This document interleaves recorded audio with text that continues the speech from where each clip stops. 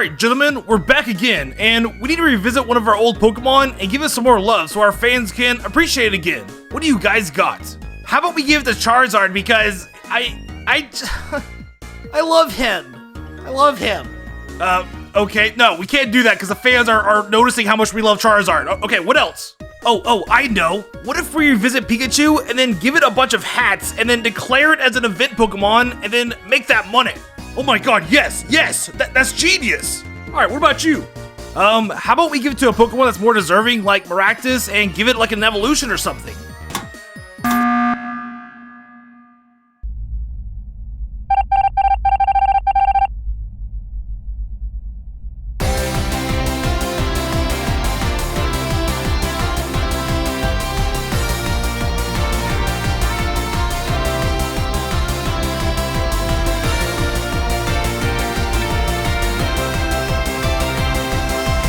What is going on, guys? This is Dobbs here, bringing you another Pokemon video. And in this video, I'm gonna go over the top 10 most forgettable Pokemon there is. And before we start, I just want to give a shout out to Vessi Footwear for sponsoring this video.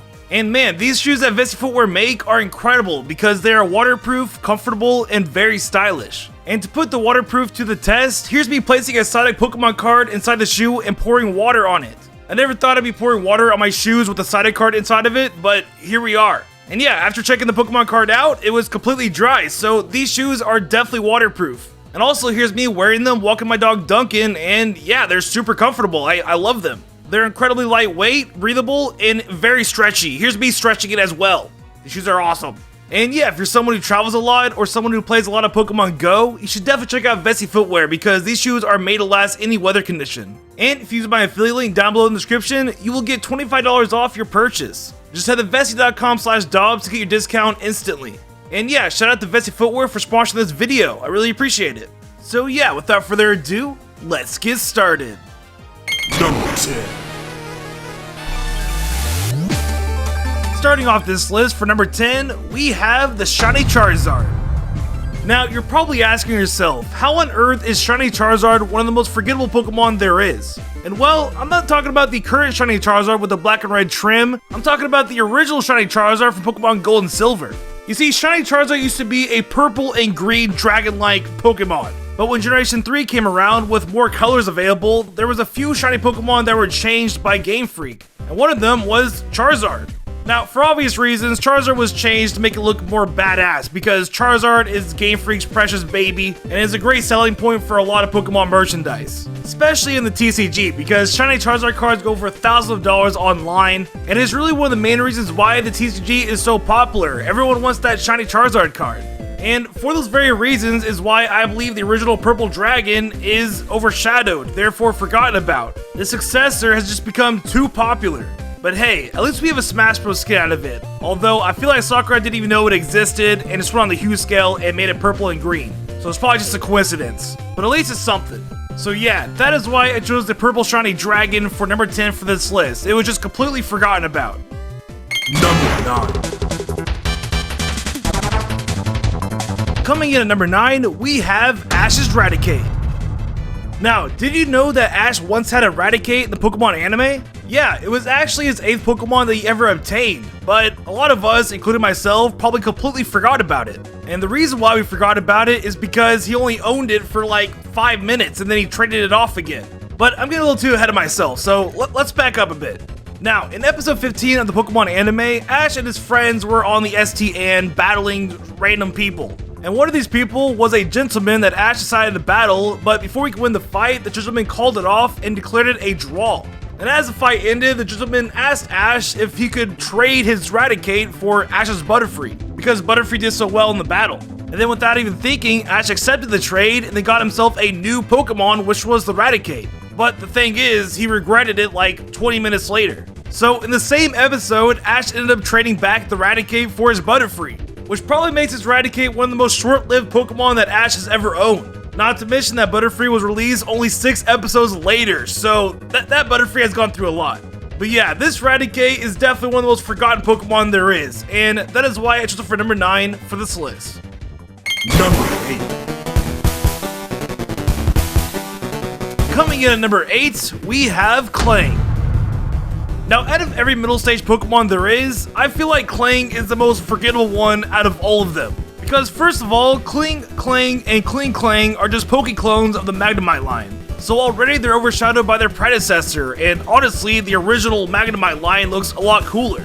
And given how simple the design of Magnemite and Matatun are, that's saying a lot. And then second of all, Klang just seems like a useless evolution. I feel like you don't even need it. It's quite literally a Kling with a bigger gear with no face on it. And then looking at Kling Klang, it's literally Klang with a ring around it. It's just very forgettable. Like, I could honestly see Kling evolving into Kling Klang because Kling Klang is just Klang with a ring around it, if that makes any sense. And I remember a time just recently when I was playing a Pokemon game when I was evolving Kling, and I was surprised to see Klang as the evolution. I just completely forgot it existed. So yeah, I just think Klang is one of the most forgettable Pokemon there is when it comes to middle stage Pokemon. And that is why it is number 8 for this list. Number 7. Now this next one might not be as forgettable, but I still think it's worthy enough for this list. So for number 7, we have Castform's Ice Form. Now, Castform is already a forgettable Pokemon because once you get it in Ruby and Sapphire, you usually just box it. And for me personally, I boxed it immediately because it just looked lame to me and I wasn't interested in training it at all. But if you're one of the few that didn't box it and left it on your team, then you might have had a chance of seeing its Ice Form, but in all lightness, you probably didn't. Because Ruby and Sapphire is all about the sun versus the rain, Groudon versus Kyogre. So more than likely your Castform was exposed to the sun or the rain and transformed into those forms respectively. And that's only if you had it. And really the only time that game in particular gives you the opportunity for your Castform to go into Ice Form is when you face Glacia. But why on earth would you ever have a Castform on your team for the Elite Four? That just sounds very obscure. And keep in mind, all of this is from the native game that Castform is from, and even in Pokemon Ruby and Sapphire, its snowy form is very forgettable. And honestly, the only time a Pokemon game gives you the opportunity to see a snowy Castform in the wild is in Pokemon Sun and Moon on Mount Linikila in an SOS battle. But it has to be hailing for the Pokemon to call out a Castform. So yeah, Castform is a very forgettable Pokemon, and its snowy form is even more forgettable. And that is why I chose it for number 7 for this list. Number 6. Coming in at number 6, we have Carbink. Now, Carbink has a really cool concept to it. It's a little bunny-eared rock with diamonds around it while being a rock and fairy type. And to me, that just sounds so awesome. I love fairy types, and rock and fairy just sounds so fun and interesting. This Pokemon had a lot going for it for being so fun, unique, and cool looking. But then a particular Pokemon came around and completely overshadowed Carbink in every way. And as you probably guessed, yes, it's Deontay, the mythical fairy rock type Pokemon. Now, if they went ahead and made Carbink Deontay's pre-evolution, then it wouldn't be overshadowed that much. Because if you didn't know, in Deontay's Pokedex entry, it says that it transformed from Carbink all suddenly. But as you probably know, they don't evolve from one another, so Deontay is quite literally the better form of Carbink. And not only that, Deontay is a mythical Pokemon and is the first and only mythical Pokemon that can Mega Evolve. Not to mention that it's the only Generation 6 Pokemon that can Mega Evolve as well. So poor old Carbink over here was outdone in every way imaginable. And because of this, it probably leads to a lot of people just forgetting about it, even though it just is so cute with those bunny ears. And thinking about it, it probably doesn't help that it can only be found in one location with a 10% encounter rate. So even if you somehow knew about it, you're probably still not going to encounter one, and therefore forgetting about it even more. So yeah, that is why Carbink is number 6 on this list. Deontay just ended this Pokemon. Number 5. Coming in at number 5, we have the Trash Cloak Burme. Now, Burme is a cute little worm Pokemon that uses its surroundings for a camouflage. And normally in the wild, you will see a plant coat Burme that has a grassy little coat to it. And if you happen to be inside a cave or on a beach, then you will come across a sandy cloak Burme as well. But something that you probably won't see is a trash cloak Burme, because in order to get one, you have to level up a Burme inside of a building. And given that you can't encounter Burmes in a building, and it's also an obscure Pokemon that you probably won't use, in all likeliness, you probably will never see one, therefore making it even more forgettable. And something that I personally forgot is the fact that Burme as a male evolves into Mothim, and of course as a female it evolves into Wormadam, making Wormadam Trash Cloak even more obscure and forgettable. But yeah, for some odd reason, I thought Mothim was an unevolved Pokemon, and when I started researching for this video, I was shocked to see that Burme evolved into it. So maybe Burme itself is just an overall forgettable Pokemon. But anyways, for the fact that you can't really encounter a Burme inside of a building, and you have to level it up during a battle inside of a building as well, I believe the Trash Cloak Burme is a very forgettable Pokemon, and that is why it is number 5 for this list. Number 4. Coming in at number 4, we have Zygarde. Now, Zygarde is a Pokemon that was just completely forgotten by Game Freak, because it kind of seemed that Pokemon Z was in the works, but then they just dropped it and it was like, you know what, let's do Sun and Moon instead. And I mean, heck, there was a Pokemon X, Y, and Z series. It had Z in the name, so surely they had some thought about doing a Zygarde-focused game.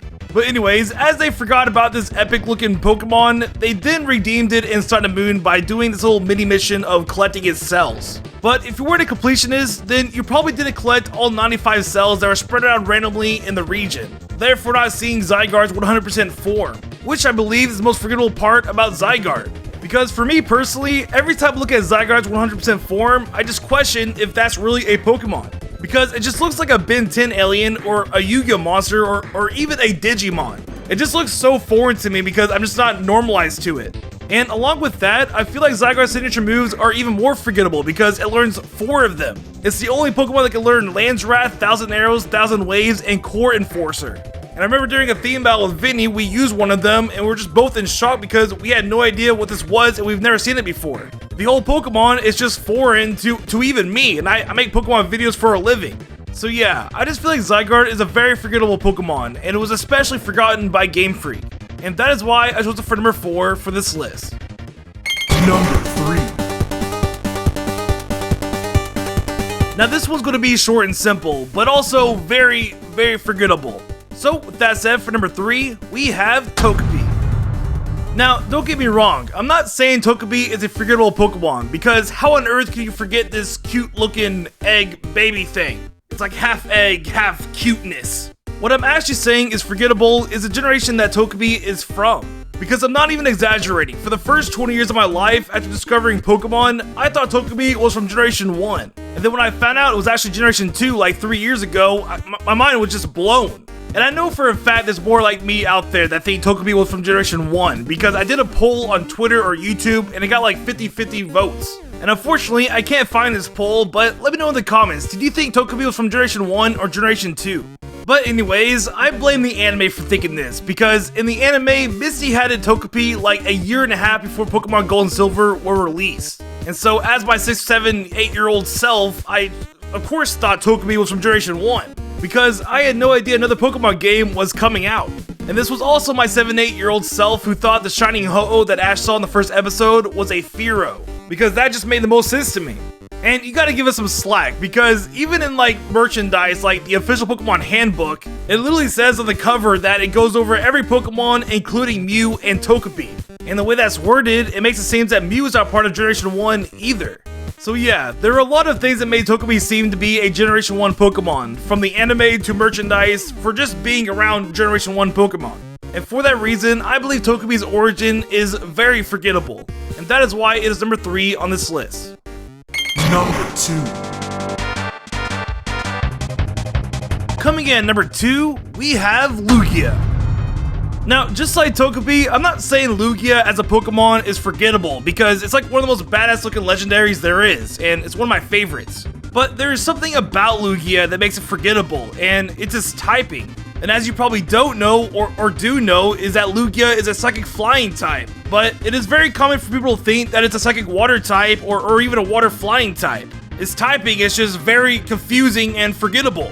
And the reason why it's forgettable is because Lugia is claimed to be the guardian of the sea, and also in its Pokédex entry, it is marked as the diving Pokemon. And not only that, it learns a lot of water type moves like Waterfall, Surf, and Whirlpool. So it's just weird that the guardian of the sea who learns all these water type moves and also is the diving Pokemon isn't a water type.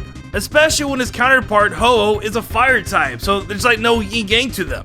And heck, you even find Lugia inside of a cave in a pool of water, while you find his counterpart Ho-Oh on top of a tower just flying. So what I'm trying to get at is that Lugia's type combination is very forgettable. And to put it simply, that is why it is number 2 on this list. but it is not quite number 1. Number 1.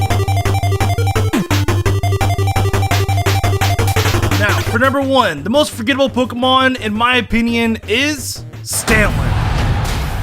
Now, first of all, Stantler's butt is very forgettable because I don't remember it being that big. Like, it literally looks like a beach ball stuck between his butt cheeks, man. Like, that's just humongous. Is that his tail? Like, I just don't understand.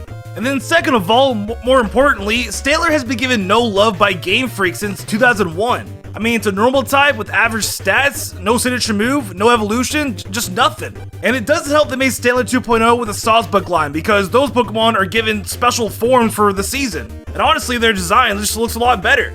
And on top of that, looking at the availability of this Pokemon in each Pokemon game, it seems that it's not encounterable in that many areas. Because the most you can find it is in the native Pokemon games, Pokemon Gold and Silver and Heart Gold Soul Silver with 2 routes. And then in every other Pokemon game, you either can't even find it, or you have to trade it over, or it's just available in one place. It's just a very scarce Pokemon. And let me know in the comments, do you remember Stantler? Like, when you saw this Pokemon, were you like, oh yeah, that existed? Or did you just already know that it was a thing? I'm really curious, so let me know.